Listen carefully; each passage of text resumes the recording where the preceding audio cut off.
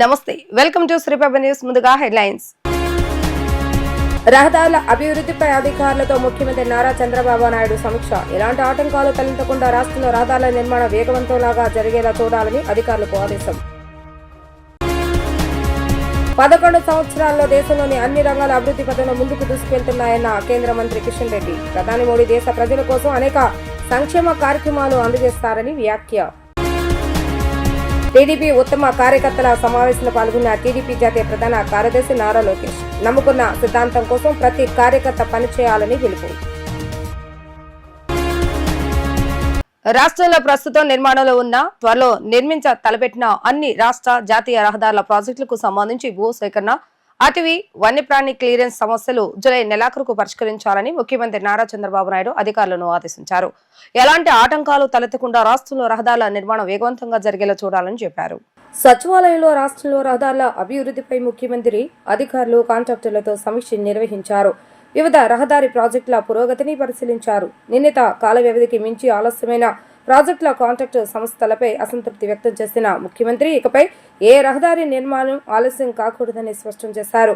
మరోవైపు NHAI MORTH కింద 11,325 కోట్లతో 770 కిలోమీటర్ల రహదారులు గత ఆర్థిక సంవత్సరంలో నిర్మాణం పూర్తి చేసినట్లుగా అధికారులు ముఖ్యమంత్రికి తెలిపారు. రాష్ట్రంలో మొత్తం 8,744 కిలోమీటర్ల వరకు రహదారులు ఉండగా వీటిలో 4,406 కిలోమీటర్ల మేర NHAI రహదారులు, PIU MORTH పరిధిలో 641 కిలోమీటర్ల రహదారులు, అలాగే NH కింద 3,697 కిలోమీటర్ల రహదారులు ఉన్నాయి. ప్రస్తుతం రాష్ట్రంలో NHAI MORTH కింద 76,856 కోట్లతో 144 ప్రాజెక్టులకు చెందిన 3,483 కిలోమీటర్ల వరకు రహదారులు నిర్మాణంలో ఉన్నాయి.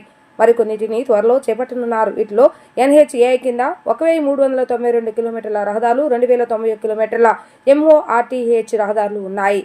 ఇందులో ఈ సంవత్సరం 20,067 కోట్ల విలువైన 1,040 కిలోమీటర్ల రహదారి పనులు పూర్తి కావాలని ముఖ్యమంత్రి లక్ష్యంగా నిర్దేశించారు. నీతి నిజాయితీతో ఒక సమర్థవంతమైన నాయకత్వంతో మోడీ పాలన కొనసాగుతుందని కేంద్ర మంత్రి కిషన్ రెడ్డి అన్నారు. ప్రపంచ దేశాలు సైతం భారతదేశం వైపు చూసేలా మోడీ పాలన సాగుతుందని తెలిపారు. అన్ని సామాజిక వర్గాల వారికి పెద్దపీట వేసి పాలన చేస్తున్నారని ఆయన వ్యాఖ్యానించారు. భారత ప్రధాని నరేంద్ర మోడీపై కేంద్ర మంత్రి కిషన్ రెడ్డి ప్రశంసల జల్లులు కురిపించారు. మోడీ నాయకత్వంలో ఈ 11 సంవత్సరాల్లో దేశంలోని అన్ని రంగాలు అభివృద్ధి పదంలో ముందుకు దూసుకువెళ్తున్నాయని అన్నారు. దేశ ప్రజల కోసం ఆయన అనేక సంక్షేమ కార్యక్రమాలు అందజేశారని అన్నారు. NTR జిల్లాలో జరిగిన ఓ కార్యక్రమంలో కిషన్ రెడ్డి పాల్గొన్నారు. ఈ సందర్భంగా ఆయన మాట్లాడుతూ, ₹1 అవినీతి జరిగిందని ఏ రాజకీయ పార్టీ కూడా ఆరోపణలు చేయలేదు.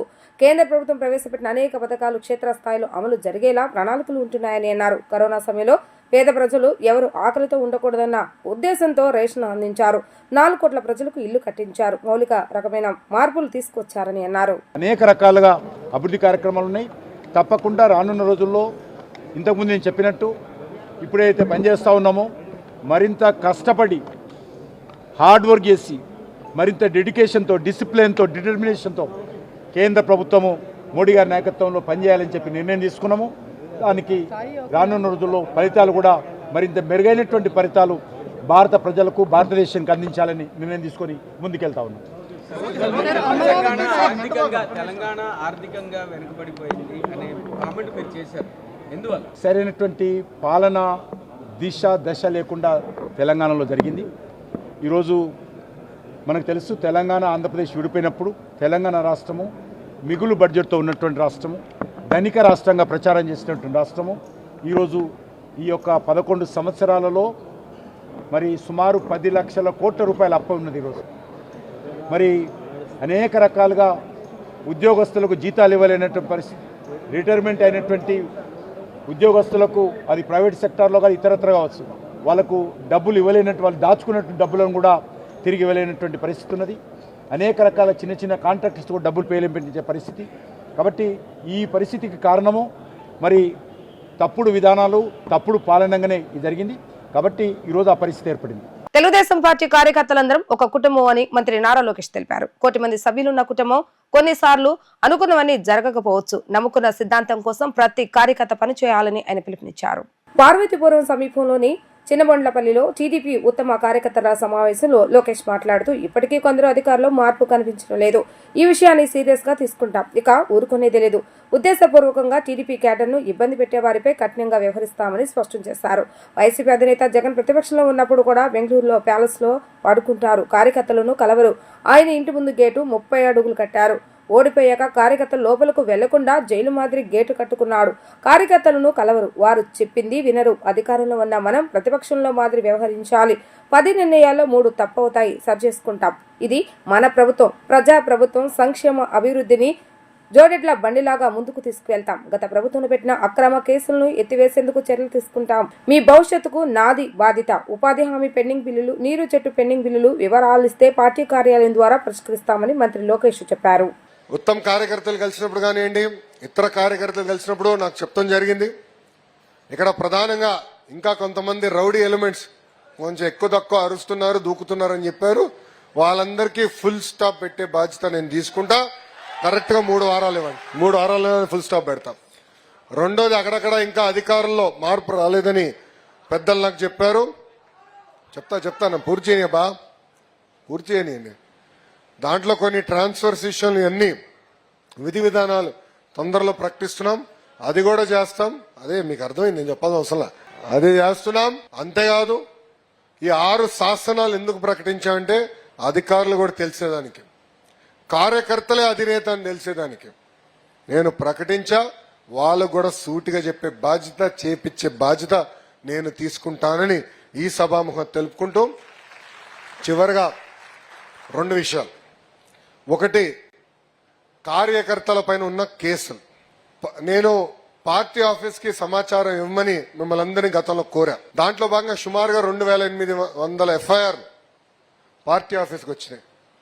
దాంట్లో దాదాపు 15,000 మంది పైన కేసులు ఉన్నాయి. గడిచిన సంవత్సరంలో హోంమంత్రి గారి సహకారంతో దాదాపు సగం పైన కేసులు తీయేస్తాం జరిగింది. కేసులు అనేది మల్టిపుల్ స్టేజ్ల్లో ఉంటుందండి. ఎఫ్ఐఆర్ స్టేజ్లు ఉన్నాయి, ఒక స్పీడ్గా తీయచ్చు. ఛార్జ్ షీట్ అయినా ఒక రకంగా చేయాలి, ట్రయల్కి వెళ్ళినా ఒక రకంగా చేయాలి. సో 3 దశల్లోనే. ఇక్కడ చాలా మంది అనుకోవచ్చు, ఏముంది రాబోయే ఒక జియో వేస్తే కొట్టుకుపోతుంది కదా అని కోర్టుకెళ్ళి స్టే తెస్తారు. గతంలో అదే జరిగింది.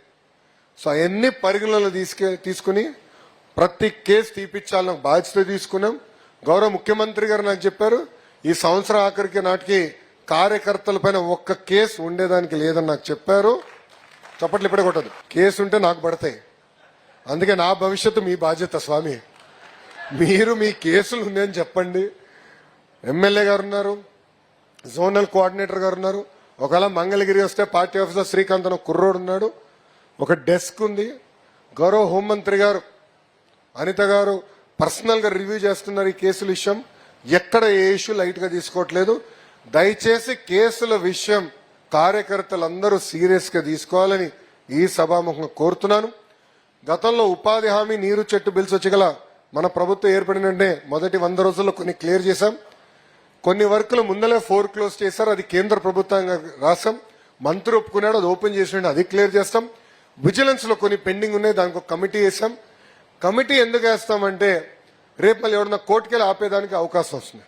కమిటీ వేసి పకడ్బందీగా చేస్తే రేపు కోర్టుకు వెళ్ళినా కూడా కమిటీ ప్రతి వర్క్ చూసింది, ఇవ్వాల్సిందే అని చెప్పేదానికి అవకాశం ఉంటుంది. కనుక కమిటీ వేశారు, అది కూడా నివేదిక ఇచ్చారు. ఆ పెండింగ్ బకాయిలన్నీ అందించే బాధ్యత నేను వ్యక్తిగతంగా తీసుకుంటున్నానని మీ అందరూ తెలుపుకుంటున్నాను. ఇప్పుడే కొంతమంది కార్యకర్తలు చెప్పారు 24 డిసెంబర్ తర్వాత కొన్ని పేమెంట్స్ రాలేదు ఉపాధి హామీదని కొంతమంది కార్యకర్తలు చెప్పారు. అది నేను పవనంతోనే పర్సనల్ గా నేను మాడతాను. ఈ కార్యక్రమం ఏంటో పవనంతోనే మాడతా. ఎందుకు పెండింగ్ ఉందో కనుక్కుని అధికారులతో కూడా చర్చించి అది ఇమ్మీడియట్ గా రిలీజ్ చేయించే బాధ్యత మేము తీసుకుంటాం. అవసరమైతే కేంద్రం నేను 18, 19 ఢిల్లీకి వెళ్తున్నాను వేరే పని పైన. అవసరమైతే మంత్రి గారిని కలిసి నేను పర్సనల్ గా రిక్వెస్ట్ చేస్తాను. మోటార్ కార్మికులకు ఇచ్చిన హామీలను కూటమి ప్రభుత్వం ఒకటి కూడా నెరవేర్చలేదని ప్రగతిశీల ఆటో కార్మిక సంఘం రాష్ట్ర అధ్యక్షులు పొలారి విమర్శించారు. రవాణా రంగానికి ఉరితాడుగా వైసీపీ ప్రభుత్వం తెచ్చిన జీవో నెంబర్ 21ను రద్దు చేస్తామని చెప్పి ఆటో కార్మికుల మెడకు ఉరితాళ్లుగా మార్చారని ఆవేదన వ్యక్తం చేశారు. తమకు ఇచ్చిన హామీలను వెంటనే అమలు చేయాలని, లేని పక్షంలో రాష్ట్ర వ్యాప్త ఉద్యమం చేపడతామని హెచ్చరించారు. జీవో 21 రద్దు చేయాలని, ఆటో కార్మికులకు ఇచ్చిన హామీలను అమలు చేయాలని డిమాండ్ చేస్తూ ఐఎఫ్టియు ఆధ్వర్యంలో అలంకార ధర్నా చౌక్ లో మెడలకు ఉరితాళ్లు బిగించి వినూత్న రీతిలో నిరసన తెలిపారు. ఈ సందర్భంగా IFTU రాష్ట్ర అధ్యక్షులు పొలారి కార్యదర్శి శ్రీనివాసరావు మాట్లాడుతూ ఎన్నికలకు ముందు ఆటో కార్మికులకు అనేక హామీలు ఇచ్చిన కూటమి ప్రభుత్వం ఒక్క హామీని కూడా అమలు చేయలేదని విమర్శించారు. రవాణా రంగానికి ఉరితాడుగా వైసీపీ ప్రభుత్వం తెచ్చిన జీవో నెంబర్ 21ని రద్దు చేస్తామని, పెనాల్టీలు తగ్గిస్తామని హామీ ఇచ్చి ఇప్పటికీ ఏడాది అవుతున్నా పట్టించుకున్న పాపాన పోలేదని అన్నారు. ఆటో క్యాబ్, లారీ, ట్రక్కు, ఇతర వాహనాల డ్రైవర్లందరికీ ప్రతి సంవత్సరం 15,000 రూపాయల ఆర్థిక సహాయం చేస్తామని, పెట్రోల్, డీజిల్, వంట గ్యాసుల ధరలను తగ్గిస్తామని ఇచ్చిన హామీలను నిలబెట్టుకోలేదని అన్నారు. కూటమి ప్రభుత్వం అధికారంలోకి వచ్చిన వెంటనే సమస్యలు పరిష్కరిస్తామని ఇచ్చిన హామీని నిలబెట్టుకోవాలని అన్నారు. మహిళలకు ఉచిత బస్సు పథకాన్ని తాము వ్యతిరేకించడం లేదని, అదే సమయంలో ఆటో డ్రైవర్లు నష్టపోకుండా ప్రభుత్వం ఆదుకోవాల్సిన అవసరం ఎంతైనా ఉందని అన్నారు. ఇప్పటి వరకు మోటార్ కార్మికులకు ఇచ్చిన హామీలు ఒకటి కూడా అమలు కాలేదని, ఇది వారిని నమ్మించి మోసం చేయటమేనని ఆవేదన వ్యక్తం చేశారు. తక్షణమే ఈ డిమాండ్ల పరిష్కారానికి కూటమి ప్రభుత్వం సానుకూలంగా స్పందించి అమలు చేయాలని అన్నారు. లేని పక్షంలో రాష్ట్ర వ్యాప్తంగా ఆందోళనలు చేస్తామని హెచ్చరించారు. ఎన్నికల ముందు కూటమిగా ఏర్పడినటువంటి 3 పార్టీలు యావత్తు ప్రధానికి అనేక హామీలు ఇచ్చున్నాయి. ఆటాడు మోటార్ కార్మికులకి హామీలు కూడా ఇచ్చున్నారు. ప్రధానంగా అధికారంలోకి వస్తే ఆటాడు మోటార్ కార్మికులకు సంబంధించి సంక్షేమ బోర్డు ఏర్పాటు చేస్తాం, సంక్షేమ బోర్డు ద్వారా రవాణా రంగ కార్మికులకు సంబంధించిన కుటుంబాలకు వసతులు కల్పిస్తామని చెప్పి హామీ ఇచ్చారు. ఆటో నుంచి లారీ తోలుకునే ప్రతి డ్రైవర్కి 15,000 రూపాయలు ఇస్తామని చెప్పారు. అదేవిధంగా ఏదైతే గత ప్రభుత్వం తీసుకొచ్చిందో 21 జీవో, భారీ పెనాల్టీలు ఫీజులతో కూడుకున్నటువంటి 21 జీవోని ఆటో మోటార్ కార్మికులకి ఉరితాడుకున్నటువంటి 21 జీవో రద్దు చేస్తామని చెప్పి హామీ ఇచ్చారు. ఏ ఒక్క హామీ కూడా అమలు చేసే పరిస్థితి లేదు. పెట్రోల్, డీజిల్, గ్యాస్ ధరలు కూడా తగ్గిస్తూ ఉన్నారు. కొత్తగా వాహనం కొనుక్కుంటే 4 లక్షల రూపాయలు 5% వడ్డీతోటి ఇస్తామని చెప్పి హామీ ఇచ్చారు. సంవత్సరం అవుతున్నా కానీ ఒక హామీ అమలు చేసే పరిస్థితి లేదు. ఇప్పటికీ మేము చాలా సందర్భాల్లో రిఫ్రిజరేటర్లు ఇచ్చున్నాం, మినిస్టర్లకి ఫ్యాక్స్లు పంపించాం, కార్యక్రమాలు కూడా చేసినప్పుడు కూడా ప్రభుత్వం చలనం లేదు. రేపు ఆగస్టు 15 నుంచి మహిళలకు ఫ్రీ బస్ ఇస్తామని చెప్పని అంటున్నారు. మేము ఏదైతే సూపర్ 6లో మాట్లాడామో అది హామీ అమలు చేస్తామని చెప్పన్నారు. మరి మీరు ఇచ్చిందే ఎన్నికల మేనిఫెస్టోలో పెట్టారు. మేము నమ్మాం, గుడ్డిగా నమ్మి మీకు ఓట్లు వేసాం. చంద్రబాబు నాయుడు మారాడు, బుద్ధి మారుతుందిలే, మాకు మంచి చేస్తారని చెప్పి ఓట్లు వేసినందుకు మాకు సరైన బుద్ధి చెప్పావు. నువ్వైతే మారలా, నువ్వు మారు కూడా, నీ బుద్ధి కూడా మారదు. నీ వంకర బుద్ధి నీది. ప్రజలు నీకు దగ్గర ఉన్నాయి, నీకు బుద్ధి చెప్పే రోజులు దగ్గర ఉన్నాయి, ఎన్ని రోజులు లేవు.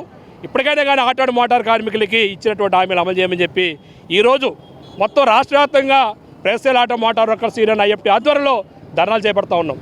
భవిష్యత్తులో ఆటో మోటార్ కార్మికులతో పాటుగా యావత్ ప్రజానికి కూడగట్టి ఈ రాష్ట్ర ప్రభుత్వం ఇచ్చినటువంటి హామీలు ఏదైతే మోసపూరితమైన హామీలు ఉన్నాయో అమలు చేసే దిశగా మా ఉద్యమం ఉంటుందని చెప్పేసి ఈ సందర్భంగా మీడియా ద్వారా ప్రభుత్వాన్ని హెచ్చరిక తెలుసుకున్నాం. నా పేరు కె పోలారి, IFTU రాష్ట్ర ప్రధాన కార్యదర్శి, మోటార్ వర్కర్స్ ఫెడరేషన్ రాష్ట్ర అధ్యక్షుడిని. ఏదైతే తెలుగుదేశం జనసేన పార్టీలు ఉన్నాయో ఎన్నికలకు ముందు రాష్ట్ర ప్రజలకు అనేక హామీలు ఇచ్చారు. అందులో భాగంగా మా ఆటో మోటార్ కార్మికులు కూడా కొన్ని హామీలు ఇచ్చారు. హామీలు ఇవ్వడమే కాదు, వారు ఎన్నికల మేనిఫెస్టోలో ప్రచురించారు, కరపత్రాలు పంచారు. మాకు సంక్షేమ బోర్డు ఏర్పాటు చేస్తూ ఉన్నారు.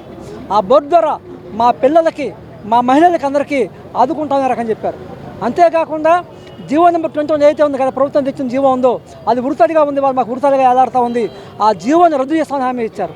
అంతేకాకుండా మాకు ఏదైతే వాళ్ళ భారంగా ఉందో ఆ భారాలు తగ్గించే విధంగా పెట్రోల్, డీజిల్ ధర తగ్గిస్తామని రకంగా హామీ ఇచ్చారు.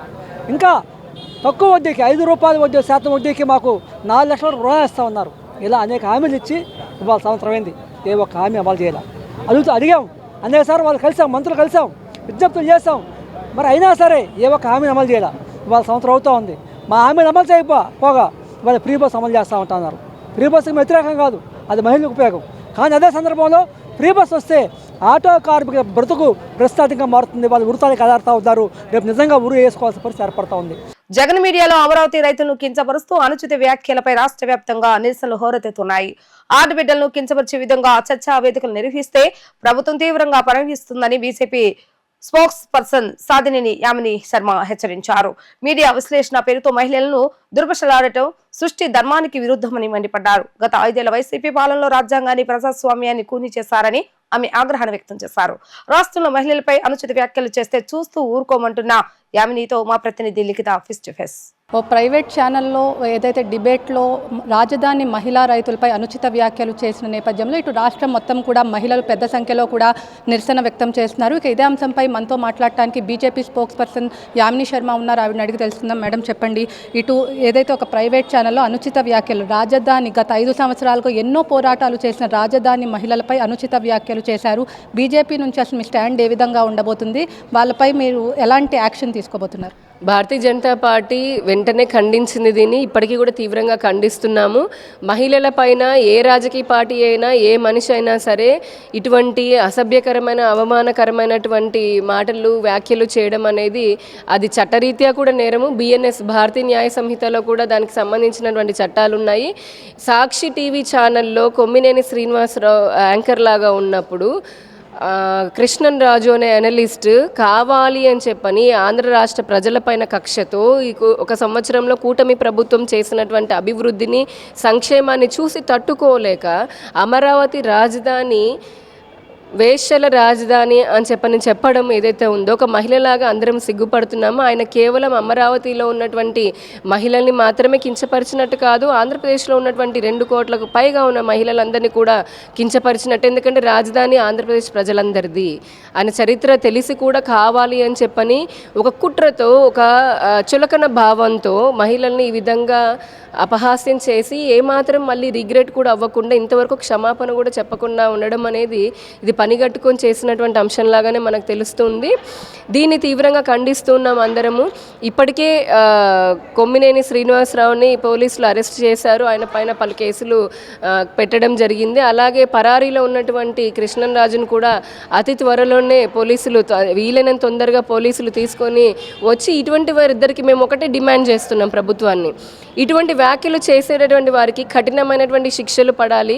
సో దట్ ఇంకెవరు కూడా రాష్ట్రంలో ఇటువంటి మాటలు మాట్లాడడానికి కూడా భయపడాలి. వెరీ అన్ఫార్చునేట్ 5 సంవత్సరాలలో మహిళల పట్ల చులకన భావం చూసినటువంటి జగన్మోహన్ రెడ్డి కానీ వైసీపీ పార్టీ కానీ సజ్జల రామకృష్ణారెడ్డి కానీ ఇప్పటికీ కూడా వారి భాష మార్చుకోలేదు, వారి ఇది కూడా మార్చుకోలేదు, తీరు మార్చుకోలేదు.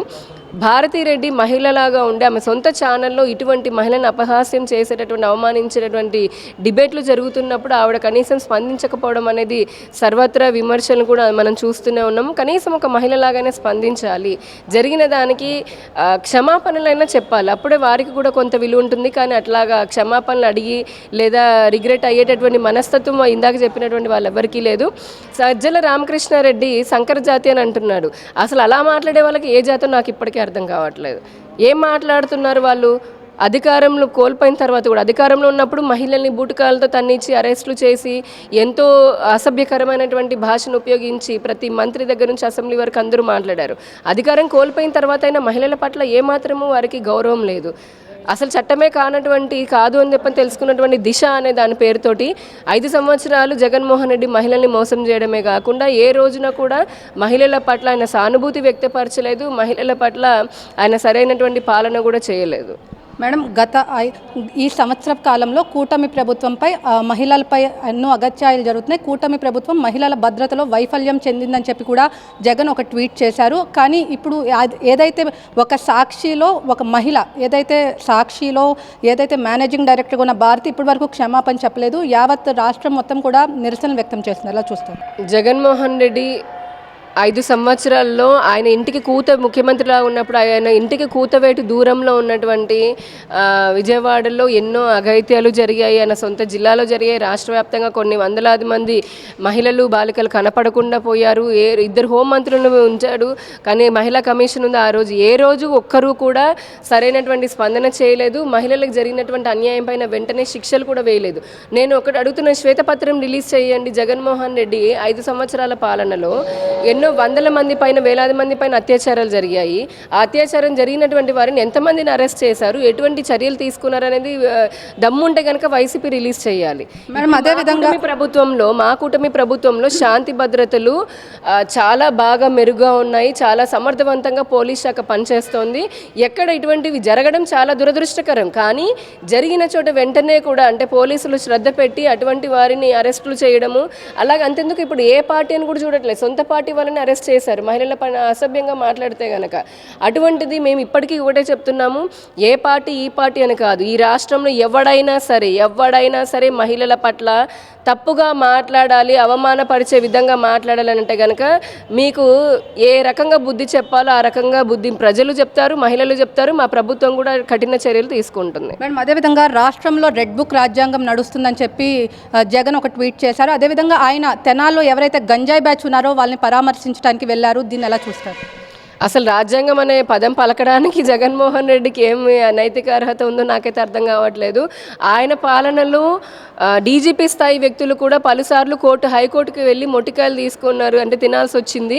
అసలు రూల్ ఆఫ్ లా అనేది లేకుండా చేశారు. పోలీసు వ్యవస్థలతో పాటు అన్ని వ్యవస్థల్ని నిర్వీర్యం చేసినటువంటి వ్యక్తి మనుషుల యొక్క వారి యొక్క అంటే అన్ని వ్యవస్థలను ఉపయోగించుకుంటూ మనుషుల పైన కక్ష సాధింపు చర్యలు చేసి అర్ధరాత్రులు కూడా అరెస్టులు చేసి వేలాది మందిని అక్రమంగా జైళ్లలో పెట్టినటువంటి వ్యక్తి ఈ రోజున మా కూటమి ప్రభుత్వం గురించి మాట్లాడడం అనేది హాస్యాస్పదం. మాకు ఎలా పాలన చేయాలో తెలుసు. మా పాలనలో గడిచిన 1 సంవత్సర కాలంలో ఏ విధంగా అభివృద్ధి సంక్షేమం రెండు ఈ బెనిఫిట్స్ అనేది ప్రజలు పొందుతున్నారో ప్రజలకి తెలుసు. కాబట్టి జగన్మోహన్ రెడ్డి ఇటువంటివి చేసేవన్నీ కూడా అతని ఐడెంటిటీ క్రైసిస్ లాగా. ఎందుకంటే ఇంక ఇప్పుడు అర్థమైపోయింది, 1 సంవత్సర కాలంలోనే కూటమి ప్రభుత్వం చాలా గణనీయమైనటువంటి అభివృద్ధి చేసింది. 3 లక్షల కోట్ల రూపాయలని కేంద్ర సహకారం అందించింది. మంచి అమరావతి ముందుకెళ్తుంది, పోలవరం ముందుకెళ్తుంది, వైజాగ్ స్టీల్ ప్లాంట్ సమస్యలు తీరాయి, వైజాగ్ రైల్వే జోన్ వచ్చింది, కడప స్టీల్ జరుగుతుంది, అన్నీ జరుగుతున్నాయి, నేషనల్ హైవేస్ పడుతున్నాయి, ఇంకా వడివడిగా జరుగుతున్నాయి. ఇటువంటి అభివృద్ధి కార్యక్రమాలు చూసి తట్టుకోలేక తన రాజకీయ జీవితం ఇంకా అయిపోయింది అని చెప్పి నేను అనుకున్న అక్కసుతోటి తన మనుషులతో చేయిస్తున్నటువంటి ఈ డ్రామాకి ప్రజలు ఏ విధంగా బుద్ధి చెప్తున్నారు. మరింత కూడా మళ్ళీ ఇంకా ఇటువంటి చర్యలు ముందుకు వెళ్తుంటే వచ్చే ఎలక్షన్లో కూడా 11 కాదు కదా, అందులో 1 కూడా వస్తాయి రాదన్నది ఆయన తెలుసుకోవాలి. మేడం, అదేవిధంగా సాక్షి ఒక విశ్లేషకుడు వచ్చి సాక్షిలో డిబేట్లో పాల్గొన్నారు. యాంకర్కి ఏం సంబంధం అని చెప్పి కూడా జగన్ ఒక ట్వీట్ చేశారు. ఎలా చూస్తారు? ఇదే యాంకర్ కొమ్మినేని శ్రీనివాసరావు లక్ష్మీ పార్వతి గారు స్టూడియోలో ఉన్నప్పుడు ఎవరో ఒక ర్యాండమ్ కాల్ చేసి ఆవిడ గురించి అంటుంటే, ఏం మాట్లాడుతున్నావు నువ్వు, నీకు అక్క చెల్లెలు లేరా, ఈ విధంగానే మహిళల గురించి మాట్లాడుతున్నావా అని చెప్పని రియాక్ట్ అయినటువంటి కొమ్మినేని శ్రీనివాసరావు ఇతను కృష్ణంరాజు ఉండి అసలు సంబంధం టాపిక్ లేదు. ఎందుకు అంతకుముందు టాపిక్ ఏమొచ్చింది, CM deputy CM Pawan Kalyan garu వీళ్ళంతా కూడా అమరావతి దేవతల రాజధాని అని చెప్పని అంటున్నారు అని చెప్పనని, అంటే ఆ అక్కసు అన్నమాట అమరావతి గురించి అక్కసుతో తీసుకొచ్చి ఒక పిచ్చి ఫేక్ డేటాని కాదు, ఇప్పుడు ఏదైనా ఒక అంశం ఉంది, ఏదైనా ఒక డేటా గురించి మాట్లాడాలనుకున్నప్పుడు స్పెసిఫిక్గా ఊరు గురించి చెప్పాలి. అంతేగాని రాజధానిని ఈ విధమైనటువంటి రాజధాని అని చెప్పని మహిళలను అవమానపరచడం ఏంటి? దానికి యాంకర్ కొమ్మినేని శ్రీనివాసరావు ఏమన్నాడు, నేను కూడా చూశాను, ఇది నిజమే కానీ ఏంటి, అది నిజమని చెప్పని ఎవరు వచ్చి చూపించండి. ఇలాగైనా మీకు మహిళల పట్ల ఉండేది? వెంటనే తీవ్రంగా ఖండించాలి కదా. ఖండించకుండా ఆయన దాన్ని సపోర్ట్ చేస్తూ మాట్లాడడం అనేది యావత్తు రాష్ట్రంలో ఉన్నటువంటి 2 కోట్ల మంది మహిళలను అవమానించడం అయినట్టే. కాబట్టి అసలు రీగ్రెట్ లేదు. ఇంతవరకు ఇద్దరు కనీసం క్షమాపణ చెప్పట్లేదు. ఏదో ఆవేశంలో అన్నాము, భావోద్వేగంలో అన్నాము, లేదంటే పొరపాటున అన్నాము, క్షమించండి అయినా ఎవరైనా రియలైజ్ అవుతారు. కానీ అలా కాకుండా ఇంకొక వీడియో మరీ తిరిగి రిలీజ్ చేయడము, తనని సమర్థించుకోవాలని చూడడము, అటువంటి వ్యక్తులకి జగన్మోహన్ రెడ్డి, సజ్జల రామకృష్ణారెడ్డి ఇటువంటి వ్యక్తులు సపోర్ట్ చేయడం అనేది చాలా దురదృష్టకరం. బట్ వన్ థింగ్, ఈ రాష్ట్రంలో మహిళలను ఎవరైనా అవమానపరిస్తే లేదా ఇటువంటి అసభ్య పదజాలం ఉపయోగిస్తే మేమైతే చూస్తూ ఊరుకోము.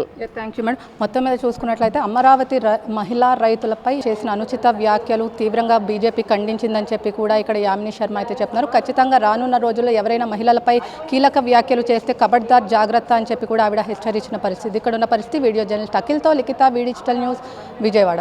రాబోయే కార్పొరేషన్ ఎన్నికల్లో విజయమే లక్ష్యంగా పనిచేయాలని సెంట్రల్ ఎమ్మెల్యే బొండా ఉమా దిశానిర్దేశం చేశారని 57వ డివిజన్ టీడీపీ నాయకులు ఎర్రబోతు రమణారావు అన్నారు. కూటమి ప్రభుత్వ హయాంలో రాష్ట్ర ప్రజలు సంతోషంగా ఉన్నారని అన్నారు. 57వ డివిజన్ మోడల్ డివిజన్ గా తీర్చిదిద్దేందుకు కృషి చేస్తానని ఆయన స్పష్టం చేశారు. సినీ నటుడు హిందూపురం ఎమ్మెల్యే పద్మభూషణ్ నందమూరి బాలకృష్ణ జన్మదిన వేడుకలను 57వ డివిజన్లో డివిజన్ నాయకులు ఎర్రబోతు రమణ ఆధ్వర్యంలో ఘనంగా నిర్వహించారు.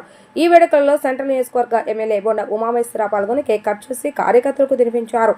ఈ సందర్భంగా అన్నదాన కార్యక్రమాన్ని సైతం ప్రారంభించి స్వయంగా వడ్డించారు. ఈ సందర్భంగా డివిజన్ నాయకులు ఎర్రబోతు రమణారావు మాట్లాడుతూ తమ ఆరాధ్య దైవం నందమూరి తారక రామ తనయుడు నందమూరి బాలకృష్ణ జన్మదిన వేడుకలను పండుగ వాతావరణంలో నిర్వహించుకోవడం జరిగిందని తెలిపారు.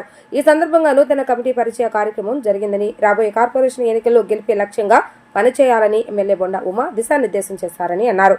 బొండా ఉమా నాయకత్వంలో సెంట్రల్ నియోజకవర్గ అభివృద్ధి పథంలో నడుస్తుందని వెల్లడించారు. ముఖ్యంగా 57వ డివిజన్ ను మోడల్ డివిజన్ గా సమస్యలు లేని డివిజన్ గా అభివృద్ధి చేసేందుకు ప్రణాళికలు చేస్తున్నామని స్పష్టం చేశారు. నియోజకవర్గంలో న్యూ రాజేశ్వరపేట నందు మా దైవమైనటువంటి నందమూరి తారక రామారావు గారి కుమారుడైనటువంటి నందమూరి బాలకృష్ణ పుట్టినరోజు వేడుకలు, అలానే ఈ డివిజన్లో మరి నూతన కమిటీ ఎన్నిక, నూతన కమిటీ అధ్యక్ష కార్యదర్శి, మహిళా committee, BC committee, SC committee అన్ని కమిటీలను మరి పరిచయం చేస్తూ డివిజన్లో ఉన్నటువంటి పార్టీని బలోపేతం చేసే విధంగా రాబోయే మున్సిపల్ ఎన్నికల్లో తెలుగుదేశం పార్టీ జెండా రెపరెపలాడించాలనే ఉద్దేశంతో మా మిత్రులు, మా శ్రేయభిలాషి, మా అన్నగారైనటువంటి బోండా ఉమేష్ గారి నాయకత్వంలో ఈ రోజున వారిని ఆహ్వానించి ఇక్కడ మా డివిజన్లో ఉన్నటువంటి 250 మంది కార్యకర్తలు, ఓన్లీ కార్యకర్తల వరకే పిలిచాం, అందరిని పిలవకుండా ఈ రోజున వారి సమక్షంలో మరి కేక్ కట్ చేసి నూతన కమిటీని పరిచయం చేసి వాళ్ళందరినీ కూడా సమకాలంగా గౌరవించాలనే ఉద్దేశంతో వాళ్ళందరినీ కూడా గౌరవించి ఈ రోజున మరి మధ్యాహ్నం అయింది కనుక వారికి కూడా భోజనాలు కూడా ఏర్పాట్లు చేయడం జరిగింది. ఇదే కార్యక్రమాన్ని రాబోయే రోజుల్లో రాష్ట్రంలో మరి గాడి తప్పినటువంటి ప్రభుత్వాన్ని గాడిలో పెడుతున్నటువంటి నారా చంద్రబాబు గారి నాయకత్వంలో, మా అన్నగారి బోండా ఉమేష్ గారి నాయకత్వంలో ఈ డివిజన్లో మెరుగైనటువంటి పేదలకు మేలు చేసే విధంగా, పేదలను ఆదుకునే విధంగా, పేదలకు అండగా నిలిచే విధంగా భవిష్యత్తులో అనేకమైన కార్యక్రమాలు చేస్తామని ఈ సందర్భంగా తెలియజేస్తా ఉన్నా. All India private schools association AIPSA Andhra Pradesh రాష్ట్రంలో గ్రామీణ విద్యాజ్యోతి భారత ప్రైవేట్ లిమిటెడ్ భాగస్వామితో గ్రామీణ స్థాయిలో ప్రీ ప్రైమరీ స్కూల్స్ ప్రారంభిస్తున్నట్లుగా అసోసియేషన్ డైరెక్టర్ సుజు అగస్టిన్ తెలిపారు. ఇప్పటికే కేరళ రాష్ట్రంలో తమ అసోసియేషన్ ఆధ్వర్యంలో 2007వ సంవత్సరం నుండి ప్రీ ప్రైమరీ ఎడ్యుకేషన్ ను అందజేస్తున్నట్లుగా తెలిపారు. తెలుగు రాష్ట్రాలైన ఆంధ్రప్రదేశ్, తెలంగాణలో ప్రీ ప్రైమరీ స్కూల్స్ ను ఏర్పాటు చేసేందుకు చర్యలు చేపట్టామని అన్నారు. ఈ స్కూల్స్ ఏర్పాటుతో పాటుగా నిరుద్యోగ మహిళలకు నర్సరీ టీచర్స్ ఉద్యోగ అవకాశాలను సైతం కల్పిస్తున్నట్లుగా తెలిపారు. All India private schools association గ్రామీణ విద్యాజ్యోతి భారత ప్రైవేట్ లిమిటెడ్ సంయుక్త ఆధ్వర్యంలో గాంధీనగర్ లోని ప్రెస్ క్లబ్ లో విలేకరుల సమావేశాన్ని నిర్వహించారు. ఈ సమావేశంలో పాల్గొనేందుకు న్యూఢిల్లీ నుంచి వచ్చిన అసోసియేషన్ డైరెక్టర్ సుజా అగస్టిన్ మాట్లాడుతూ జాతీయ విద్యా విధానం 2020 నిబంధనలకు లోబడి ఆంధ్రప్రదేశ్, తెలంగాణ రాష్ట్రాలలో గ్రామీణ స్థాయిలో అత్యాధునిక వసతులతో పాఠశాలను తమ అసోసియేషన్ గ్రామ విద్యా జ్యోతి భారత ప్రైవేట్ లిమిటెడ్ కంపెనీ భాగస్వామ్యంతో ఏర్పాటు చేస్తున్నట్లుగా వివరించారు. ఆంధ్రప్రదేశ్ రాష్ట్రంలో 500 పాఠశాలను తొలి దశలో ఏర్పాటు చేసే లక్ష్యంతో ఉన్నామని అన్నారు. పాఠశాల ఏర్పాటుకు ప్రతి స్కూల్ కి 3 లక్షల రూపాయలను అసోసియేషన్ అందజేస్తుందని అన్నారు. గ్రామాలలో విద్యా బోధనలకు తగిన అర్హతలతో ఇంటర్మీడియట్ డిగ్రీ ఉన్న నిరుద్యోగ మహిళలకు పాఠశాలలో ఉపాధి ఉద్యోగులుగా అవకాశం కల్పిస్తామని అన్నారు. గ్రామీణ స్థాయిలో నాణ్యమైన విద్యను అందచేయటమే కాకుండా నిరుద్యోగ గ్రామీణ మహిళలకు స్వయం ఉపాధి కల్పించాలన్న లక్ష్యంతో తమ అసోసియేషన్ ఉందని అన్నారు. Grameena Vidya Jyothi Bharat private limited managing director Somasundar మాట్లాడుతూ ఇంటర్నెట్ లేని గ్రామీణ ప్రాంతాలలో సైతం శాటిలైట్ టెక్నాలజీ సహాయంతో కార్పొరేట్ తరహాలో విద్యా బోధన అందించేలా ప్రీ ప్రైమరీ పాఠశాలల ఏర్పాటు జరుగుతుందని అన్నారు. 60 సంవత్సరాలలోపు వయసు ఉన్న మహిళలకు ఉపాధ్యాయులుగా ఉద్యోగ అవకాశాలు కల్పిస్తామని, ఎంపికైన వారికి 6 నెలల పాటు శిక్షణ అందించి యూజీసీ ఆయోజిత విశ్వవిద్యాలయం నుంచి సర్టిఫికేషన్ ఇస్తామని అన్నారు. ప్రీ ప్రైమరీ స్కూల్లో నర్సరీ, ఎల్కేజీ, యూకేజీ విద్యా బోధన 3 నుంచి 6 సంవత్సరాల వయసు గల చిన్నారులకు అందుతుందని అన్నారు. ప్రీ ప్రైమరీ స్కూల్స్ ప్రారంభించాలని, టీచర్స్ గా పనిచేయాలని ఆసక్తి ఉన్న మహిళలు 7012403800 నెంబర్ను సంప్రదించవచ్చని వివరించారు. ఈ విలేకరుల సమావేశంలో Grameena Vidyajyothi Bharat private limited director R Srinivas తదితరులు పాల్గొన్నారు. Grameena Vidya Jyothi Bharat private limited company in Andhra, we start 500 pre-primary schools. It is very much important to support and make maximum benefits out of this project to start the preschools in our state. Why it is important?